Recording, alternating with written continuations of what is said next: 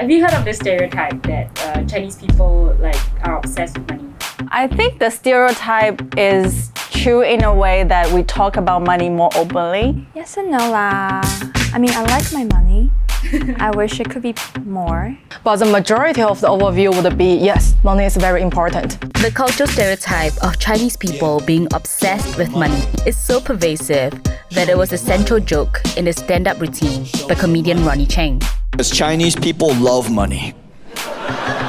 We love that shit. Chinese people f***ing love money. Okay? You think rappers love money? Yo, we love money more than anyone. This is Why Chinese, a series where we're debunking common stereotypes about Chinese people, one Google search at a time. The trope of the frugal Chinese family has even made it to sitcoms. We've had a dishwasher this whole time? Why haven't we been using it? Because this family doesn't believe in dishwashers. It was there when we moved in, we'll never use it. Chinese parents have been known to push their children into certain career paths. Engineer, doctor, lawyer, boring jobs, but very stable. And choose life partners based on income level. The dating market, not the market, like open dating corner. She's talking about parks in China, where parents try to find partners for their kids. Where you list out all the criteria like age, what university, and for guys, if you have a house, they will say, oh, I have one house in the central Shanghai, so these are like a plus. Like people will think you have a house, then my daughter will have more sense of security. This is Sarah Jane Ho. She runs an etiquette school for rich ladies in China. I actually asked some of my students who are well-off Chinese, and they said, yeah, we do love money. Absolutely, it's true. So where does the cultural obsession with fortune come from? Reason 1. Today's China rose from poverty in just one generation.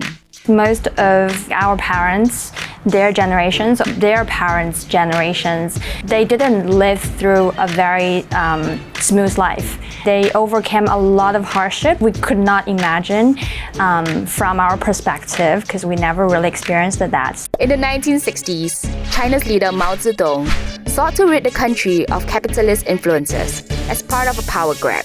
What followed was a chaotic decade called the Cultural Revolution, when people were encouraged to turn in anyone they suspected of harboring capitalist or so-called anti-revolutionary ideas. This left the Chinese economy in ruins, and by 1976, 1/3 of the rural population was living below the poverty line. Deng Xiaoping, a senior communist official, rose to power after Mao's death and sought to pull the country out of poverty. Deng Xiaoping said a very famous line, to get rich is glorious. China's economy was unshackled, going from a centrally planned to market economy. In just a few decades, China became home to the second highest millionaire population in the world. The average age of millionaires in mainland China is 37 years old. They grew up in extreme poverty, so they just want to spoil everybody around them and make sure that their own children never suffer in that way. As a result, the stereotype changed from a love of saving money to that of spending it. The country's booming private wealth helped remove social taboos around openly discussing money. Talk about money. I like my money. Money is very important. When I first went to China, when I would sit on the bus and people start chat with me, and the first question was, so where are you from?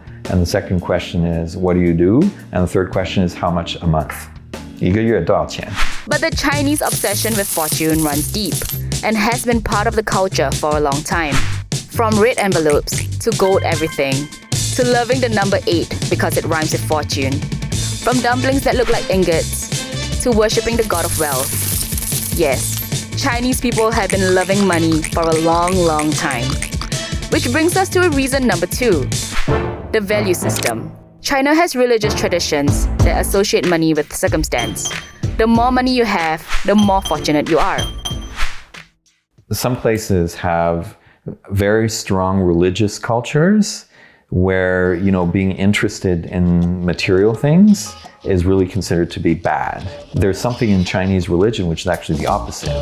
In Buddhism, there's the concept of karma. Being born into a rich family means that you were a good person in your previous life. In Taoism, there's the god of wealth, Cai Shen Ye. right? So you want money, you go and pray to the god of wealth. Just go and ask for money. Yeah. So naturally, in a value system that prizes money, people will want to maximize their earning potential. And if the god of wealth needs a little more persuading, there's actually someone you can call. Hello. Nice to meet you. Yeah, come in. 風水咧係一個好科學嘅，我哋中國人最古老嘅科學。咁佢係關乎啲咩咧？風就代表空氣，水就係流水嘅水，再加上陽光呢三樣嘢咧，佢就會影響人體嗰個能量啦、精神嘅狀態啦。嗱，如果財位咧，就呢個房係最旺嘅，我會建議你咧喺房裏邊咧整個翻屯啦，或者陽光魚喺裏邊啦。咁就增強嗰個財氣嘅。中國人咧對自己嘅財富能唔能夠累積咧，係擺喺首位嘅。咁我睇開有啲外國人咧，佢就關注自己呢個事業運嘅。Finally, our last reason why Chinese people became enamored with money is because of the country's long history of trade. Doing business, dealing with money, investing, consuming, all this kind of thing is nothing new in Chinese culture. China has had a highly commercialized society for thousands of years. When the first emperor of the Qin dynasty, Qin Shi Huang, took power in 221 BC, he established a monetary system. Later during the Western Han dynasty, about 2,200 years ago, foreign trade began in China with the creation of the Silk Road. The capital, Chang'an, became a cosmopolitan city, with traders and merchants coming from all parts of the world. By the Tang dynasty during the 7th century, the population of foreign merchants in Chang'an had outnumbered the local population. So at the time when everywhere else in the world was still economically backwards, this was really the center of the world economy. And when carrying around coins grew too cumbersome, merchants began leaving them behind with trusted agents who would record on paper how much money was deposited. That was the beginning of paper banknotes and Chinese people's love affair with them. When people talk about now how the consumer culture has influenced people under capitalism over a few generations, okay, but in China it's not been a few generations, it's literally been 1,000 years.